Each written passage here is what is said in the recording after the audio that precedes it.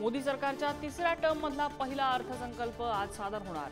अर्थमंत्री निर्मला सीतारामन मांडणार अर्थसंकल्प। लोकसभेला बसलेल्या फटक्यानंतर अर्थसंकल्पाकडे लक्ष। अर्थसंकल्पात करदात्यांसाठी मोठ्या निर्णयाची शक्यता। टॅक्स स्लॅब आणि स्टँडर्ड डिडक्शनची मर्यादा वाढण्याची शक्यता।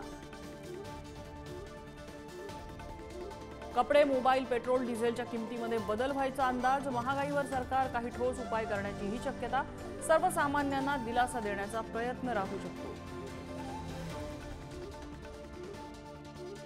काँग्रेसची आज दिल्लीत महत्त्वाची बैठक। प्रदेशाध्यक्ष नाना पटोले आणि बाळासाहेब थोरात राहणार उपस्थित। विधानसभेच्या पार्श्वभूमीवर काँग्रेसची खलबतं।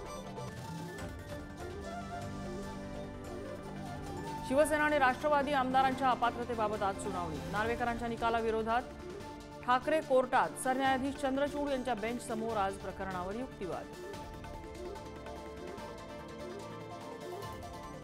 मुख्यमंत्री शिंदेंचा विद्यार्थ्यांना दिलासा। जरांगेंच्या मागणीनुसार जातवैधता प्रमाणपत्र सादर करण्यासाठी 6 महिन्यांची मुदत। अर्ज केल्यापासून 6 महिन्यांच्या कालावधीपर्यंत मुदत।